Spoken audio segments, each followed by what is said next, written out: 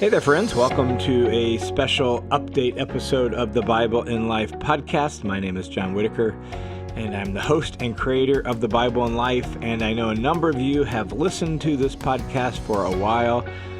And for you, I am incredibly grateful for just the chance we have to be together like this. Some of you maybe are brand new to the podcast. Want to say welcome to you on the Bible in Life. For the last 8 years, I have tried on this podcast to provide what I hope is just helpful, reflective, biblical theology, to do so in really clear, everyday language with the aim of helping us think more like Jesus and live more like Jesus in our own specific context. So that's really been the goal, hence the title, Bible in Life, so that we learn the Bible right in the midst of our everyday life, that we live the Bible right where we live everyday life.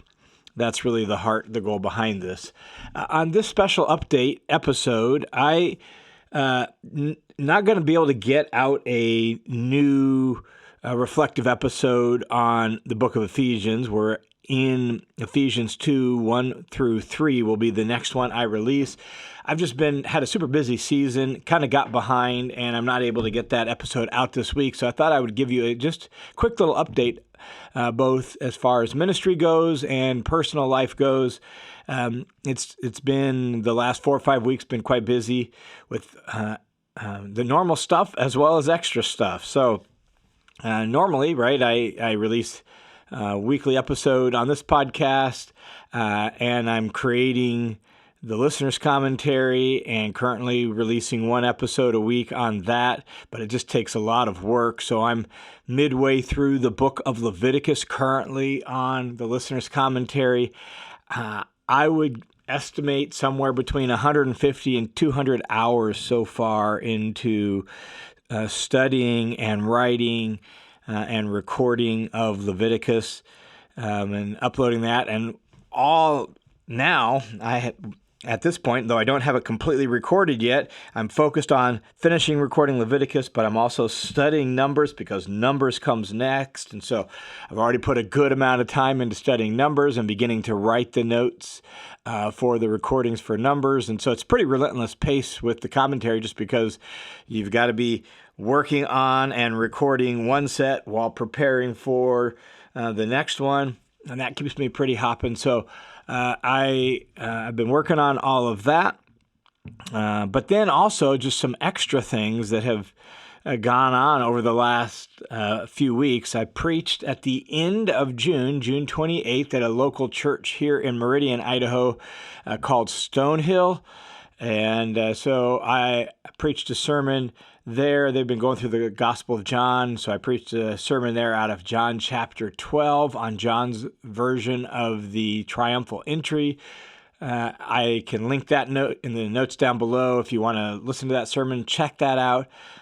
So did that, and that was then also a sort of preview for the congregation to me, because I was going to be teaching a 4-week class for them in the month of July on Tuesday evenings. So every Tuesday evening for the month of July, I taught for about an hour and a half to a group of about 60 or 70 adults, a class on how to learn and live the Bible. Those sessions were not recorded, so I can't share those with you.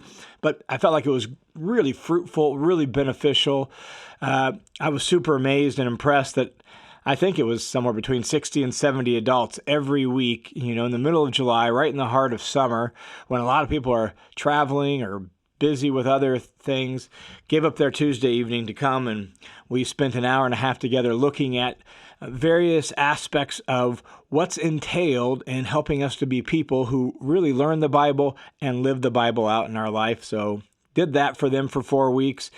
In the middle of all of that, I was in St. Louis, where I was there July 9, 10, and 11, and I taught 4 sessions on the Holy Spirit and the work of the Holy Spirit in our life and our world today. I will link those down in the show notes if you want to listen to those 4 sessions as well. It was for a network of churches in the St. Louis area, as well as in Oklahoma. And these churches are doing a fantastic job reaching first-generation believers, young adults. There's probably 600-700 people at the conference. And I would say, again, 60-70% of those people were under the age of 30. So tons of young people. And that's part of the reason why they put this on every summer as a part of their training and equipping ministry, both in ministry skills, but also in biblical truth and theology, trying to help form people in the Bible and thinking Christianly, because they didn't grow up with it. And so they do this, what they call the Antioch Collective Training Seminar, every summer in July. I've gone the last 2 summers and taught on various topics. So this year it was on the Holy Spirit, and they had some things they wanted me to address specifically there. And so I did that in the middle of July. Again, I'll link those 4 talks in the show notes if you want to listen to those talks on the Holy Spirit.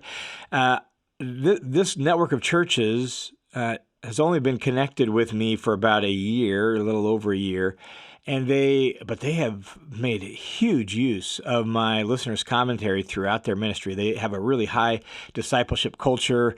And so in a lot of their small group meetings or even their one-on-one meetings where people are studying scripture together, they're using the commentary. So that was super encouraging to me as well, just to see that.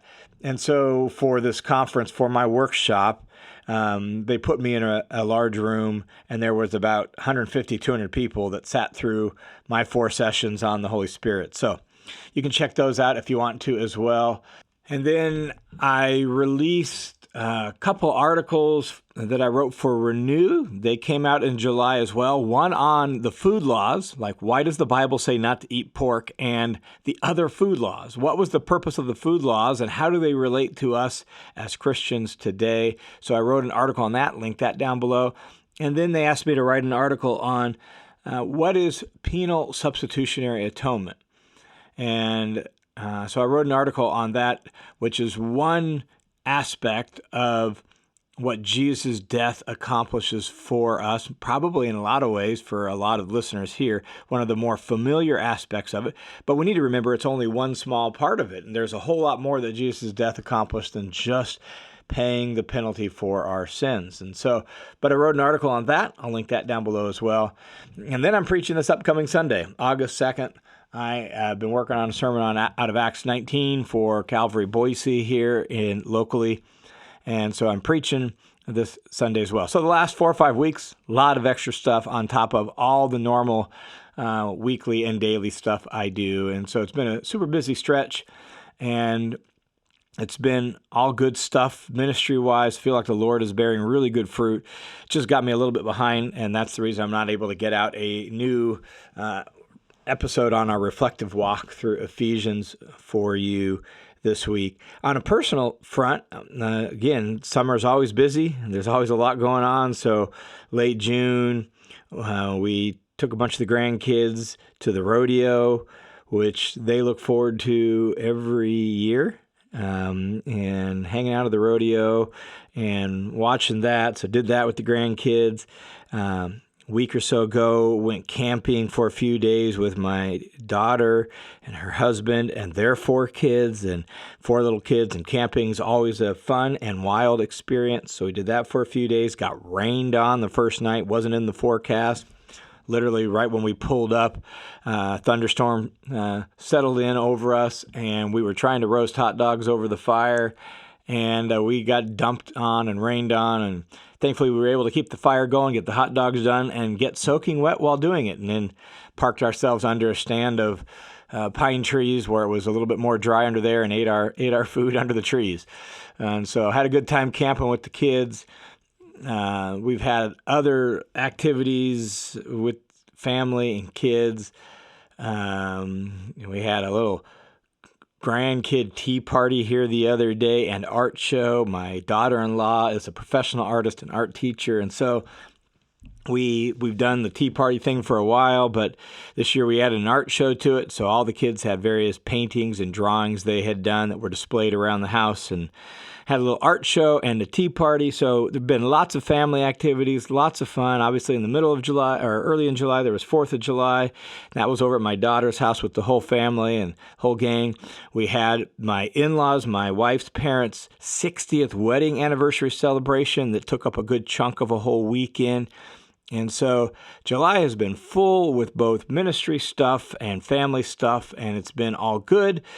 And there's been a lot of just wonderful family time and good fruit born through ministry. So there's a little update for you, just let you know what I've been up to. We'll get back on track next week, and we'll jump back into Ephesians and start walking through Ephesians chapter 2, and we'll look at the first few verses and really look at the seriousness of the plight that the Lord has rescued us from. So that'll be coming next week. So hope you guys are doing well. Hope you've had a wonderful summer as well. May the Lord bless you and keep you. May He make His face shine upon you, and may He grant you peace. Look forward to talking with you again next week.